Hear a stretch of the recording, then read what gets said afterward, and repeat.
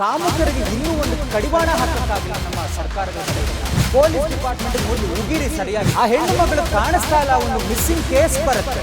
ಕಚಡಗಳು 4ಕ್ಕಿಂತ ಹೆಚ್ಚು ಜನ ರೇಪ್ ಮಾಡಿದಾರಂತೆ. ಎದೆ ಭಾಗ ನಾಯಿಗಳ ತರ ಕಚ್ಚಿದ್ದಾರೆ. ಖುಷಿಯ ಡೆಡ್ ಬಾಡಿ ರೈಲ್ವೆ ಟ್ರ್ಯಾಕ್ ಅಲ್ಲಿ ಬಿದ್ದಿರುತ್ತೆ. 14 ವರ್ಷದ ಹೆಣ್ಣು ಮಗಳು, ಮಾತು ಬರಲ್ಲ, ಕಿವಿ ಕೇಳಿಸಲ್ಲ. ನಮಸ್ಕಾರ, ಅಶ್ವವೇಗ ನ್ಯೂಸ್ಗೆ ಸ್ವಾಗತ. ನಾನು ಸಂತೋಷ್ ಕಶ್ಯಪ್. ಒಂದು ಕಡೆ ಭಾರತ ಮತ್ತು ಪಾಕಿಸ್ತಾನದ ಯುದ್ಧ ನಡೀತಾ ಇತ್ತು, ಕದನ ವಿರಾಮ ಘೋಷಣೆ ಆಯಿತು, ಜನ ಇದೆಲ್ಲದರ ಬಗ್ಗೆ ದೇಶದ ವಿಚಾರವಾಗಿ ತಲೆ ಕೆಡಿಸ್ಕೊಳ್ತಾ ಇದ್ರೆ, ಇಲ್ಲಿ ನಮ್ಮ ರಾಜ್ಯದಲ್ಲಿ ಈ ಪಾಪಿ ಕಾಮುಕರಿಂದ ಮತ್ತೆ ಒಂದು ಅಮಾಯಕ ಹೆಣ್ಣು ಮಗಳ ಮೇಲೆ ಭೀಕರವಾದ ಒಂದು ಅತ್ಯಾಚಾರ ಮತ್ತು ಕೊಲೆಯಾಗಿದೆ. ಎಸ್, ಇತ್ತೀಚೆಗೆ ಮೇ 12ರಂದು ಬೆಂಗಳೂರು ಬಳಿಯ ಬಿಡದಿಯ ಭದ್ರಾಪುರದಲ್ಲಿ ಈ ಒಂದು ಅಮಾನವೀಯ ಘಟನೆ ನಡೆದಿತ್ತು. 14 ವರ್ಷದ ಕಿವಿ ಕೇಳಿಸದ ಮತ್ತು ಮಾತು ಬರದೇ ಇರುವಂತಹ ಒಂದು ಖುಷಿ ಅನ್ನುವಂಥ ಒಂದು ಅಮಾಯಕ ಹೆಣ್ಣು ಮಗಳ ಮೇಲೆ 4ಕ್ಕೂ ಹೆಚ್ಚು ಈ ಹಲ್ಕ ಕಾಮುಕರಿಂದ ಅತ್ಯಾಚಾರ. ಅವರ ತಾಯಿ ಮತ್ತು ಈ ಖುಷಿ ಒಂದು ಫಂಕ್ಷನ್ ಹೋಗಿರ್ತಾರೆ. ವಾಪಸ್ ಬಂದು ಮನೆಗೆ ಕೂಡ ಹೋಗದೆ ಆ ಖುಷಿ ಫ್ರೆಂಡ್ಸ್ ಜೊತೆ ಆಟ ಆಡ್ಕೊಂಡ್ ಬರ್ತೀನಿ ಅಂತ ಹೊರಗಡೆ ಹೋಗ್ತಾಳೆ.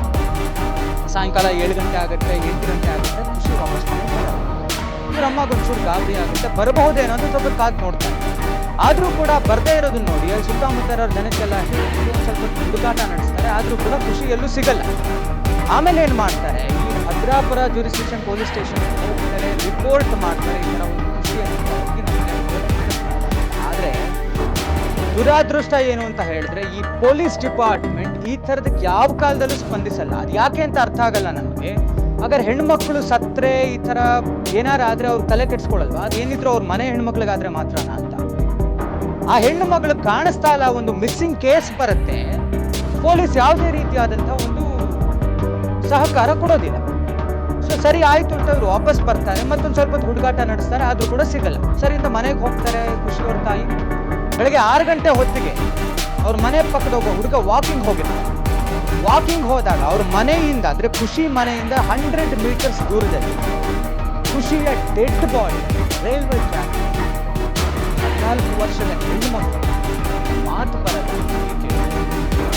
ಸರಿ, ಅಥಾರಿಟೀಸ್ ಬರ್ತಾರೆ, ಡೆಡ್ ಬಾಡಿ ಕಲೆಕ್ಟ್ ಮಾಡ್ತಾರೆ, ಪೋಸ್ಟ್ ಮಾರ್ಟಮ್ ಕಳಿಸ್ತಾರೆ. ಪೋಸ್ಟ್ ಮಾರ್ಟಮ್ ರಿಪೋರ್ಟ್ ಕಚಡಗಳು 4ಕ್ಕಿಂತ ಹೆಚ್ಚು ಜನ ರೇಪ್ ಮಾಡಿದಾರಂತೆ, ಇನ್ಕ್ಲೂಡಿಂಗ್ ಹರ್ ಪ್ರೈವೇಟ್ ಪಾರ್ಟ್. ಸಿಗರೇಟ್ ಇಂದ ದೇಹ ಎಲ್ಲ ಫುಲ್ಲು ಸುಟ್ಟಿದ್ದಾರೆ. ಜೊತೆಗೆ ಆ ಹುಡುಗಿ ಓಡೋಗ್ಬಾರ್ದು ಅನ್ನೋ ಕಾರಣಕ್ಕೆ ಕಾಲುಗಳನ್ನ ಟ್ವಿಸ್ಟ್ ಮಾಡ್ಬಿಟ್ಟಿದ್ದಾರೆ. ಆ ಹುಡುಗಿ ಕಿರಿಚಬಾರ್ದು ಅಂತ ಕುತ್ತಿಗೆ ಮೇಲಕ್ಕೆ ಚಪ್ಪಲಿ ತುಳಿದಿದ್ದಾರೆ. ಇಷ್ಟೆಲ್ಲ ಮಾಡಿ ಅವಳ ಎದೆ ಭಾಗನ ನಾಯಿಗಳ ಥರ ಕಚ್ಚಿದ್ದಾರೆ. ಇಷ್ಟೊಂದು ಅಮಾನವೀಯತೆಯಿಂದ ಈ ಕಾಮುಕರಿಗೆ ಇನ್ನೂ ಒಂದು ಕಡಿವಾಣ ಹಾಕಕ್ಕಾಗಿಲ್ಲ ನಮ್ಮ ಸರ್ಕಾರದ ಕಡೆಯಿಂದ. ಇಷ್ಟೆಲ್ಲ ಆದಮೇಲೆ ಆ ತಾಯಿಯ ನೋವು ಹೇಗಿರುತ್ತೆ, ಇನ್ನು ಬದುಕಿ ಬಾಳಬೇಕಾದ ಹೆಣ್ಣು ಮಕ್ಕಳು, ಖುಷಿ ಅನ್ನುವಂಥ ಹೆಣ್ಣು ಮಕ್ಕಳು ಎಂಥ ದರಿದ್ರ ಸ್ಥಿತಿಗೆ ತಲುಪ್ತಾ ಇದ್ದೀವಿ. ಇದಾದ ಮೇಲೆ ಇವರು ಕೇಸ್ ಫೈಲ್ ಮಾಡೋಕ್ಕಿದ್ದಾರೆ. ಇವರುಗಳು ಹುಡುಕಾಟದಲ್ಲಿದ್ದಾರೆ. ಆ ಪೊಲೀಸ್ ಡಿಪಾರ್ಟ್ಮೆಂಟ್ಗೆ ನಾಚಿಕೆ ಆಗ್ಬೇಕು. ಕೇಸ್ ತಗೊಳಕ್ಕಾಗ್ಲಿಲ್ಲ. ಫಸ್ಟ್ ಮಿಸ್ಸಿಂಗ್ ಕೇಸ್ ಬಂದಾಗ ಹುಡುಕ್ಬೋದಾಗಿತ್ತಲ್ಲ. ರಾತ್ರಿ ಆದ್ರೆ ಏನಾಗಿತ್ತು, ಮಳೆ ಬಂದ್ರೆ ಏನಾಗಿತ್ತು, ಪೊಲೀಸರು ತಮ್ಮ ಕೆಲಸ ತಾವು ಮಾಡ್ಬೇಕಾಗಿತ್ತಲ್ವಾ. ವಿ ರಿಕ್ವೆಸ್ಟ್, ವಿ ಇನ್ಸಿಸ್ಟ್, ಗೃಹ ಇಲಾಖೆ ದಯವಿಟ್ಟು ಸರ್, ಗೃಹ ಸಚಿವರು ಪರಮೇಶ್ವರ್ ಅವ್ರು ಕೇಳಿಸ್ಕೊಳ್ಳಿ. ಇನ್ನೂ ಈ ಥರದ ಘಟನೆ ಸೌಜನ್ಯದಾಯಿತು, ಬೇಕಾದಷ್ಟು ಕಾಣದೇ ಇರೋ ಕೇಸುಗಳು ನಮ್ಗೆ ಗೊತ್ತಿದೆ. ಇಷ್ಟೆಲ್ಲ ಆದರೂ ಕೂಡ ಈ ಒಂದು ಕೇಸನ್ನ ಗಂಭೀರವಾಗಿ ತಗೊಳ್ಳೇಬೇಕು. ನೀವು ಇದ್ರ ಬಗ್ಗೆ ಕ್ರಮ ವಹಿಸಲೇಬೇಕು ಸರ್. ಆದಷ್ಟು ಬೇಗ ಆ ಪಾಪಿ ನನ್ನ ಮಕ್ಕಳನ್ನ ಹುಡುಕಿ ತಾವು ಗಲ್ಲಿಗೇರಿಸುವಂತ ಕೆಲಸ ಮಾಡಿದ್ರೆ ಒಂದು ಪಾಠ ಆಗಲೇಬೇಕು ಅಂತ ನಾವು ಈ ಮೂಲಕ ಕೇಳ್ಕೊಳ್ತೀವಿ. ಮತ್ತು ಮೇಜರ್ಲಿ ಈ so called medias, satellite medias ಏನಂತ ಕರಿಬೇಕು ಗೊತ್ತಿಲ್ಲ, ಎಲ್ಲೋ ತಮ್ಮ ಒಂದು ಪ್ರಚಾರಕ್ಕೆ ತಗೊಳ್ತಾ ಇದ್ದಾರೆ ಅಂತ ಅದನ್ನು ತಾವು ಪಟ್ಟ ಕಟ್ತೀರಾ. ಸೋಷಿಯಲ್ ಮೀಡಿಯಾಗಳಲ್ಲಿ ಇದು ಬರಕ್ಕೆ ಶುರುವಾಯ್ತಿರೋದು. ಯಾವ ಮೀಡಿಯಾ ಮೇ 12ರಿಂದ ಈ ಒಂದು ಘಟನೆ ಬಗ್ಗೆ ರಿಪೋರ್ಟೇ ಮಾಡಲಿಲ್ವಲ್ಲ, ಸ್ಟೋರೀಸ್ ಮಾಡಲಿಲ್ವಲ್ಲ? ಯಾಕೆ? What journalism are we doing? Request, ದಯವಿಟ್ಟು ಇಂಥದ್ದನ್ನ ಗಮನಕ್ಕೆ ತನ್ನಿ, ಮಿನಿಸ್ಟರ್ಸ್ ಗಮನಕ್ಕೆ ತನ್ನಿ. ಪೊಲೀಸ್ ಡಿಪಾರ್ಟ್ಮೆಂಟ್ ಮೊದಲು ಹುಗಿರಿ ಸರಿಯಾಗಿ ಏನು ಕೆಲಸ ಮಾಡ್ತಾ ಇದ್ದಾರೆ ಪೊಲೀಸ್ ಡಿಪಾರ್ಟ್ಮೆಂಟ್. ಅವ್ರ ಜ್ಯೂರಿಸ್ಡಿಕ್ಷನ್ ಏನು ಮಾಡ್ತಿತ್ತು ಹಾಗಾದ್ರೆ? ಫೀಲಿಂಗ್ ಸೋ ಸಾರಿ, ನಿಜವಾಗ್ಲೂ ಬೇಜಾರಾಗ್ತಿ ಈ ಥರದ ವಿಚಾರಗಳು ಮಾತಾಡೋಕ್ಕೆ. So we need justice for ಖುಷಿ. ಇದಾಗಿತ್ತು ಇವತ್ತಿನ ವಿಶೇಷ. ಮತ್ತಷ್ಟು ಸುದ್ದಿಗಾಗಿ ನೋಡ್ತಾ ಇರಿ ಅಶ್ವವೇಗ ನ್ಯೂಸ್. ಇದು ಸತ್ಯಾನ್ವೇಷಣೆ.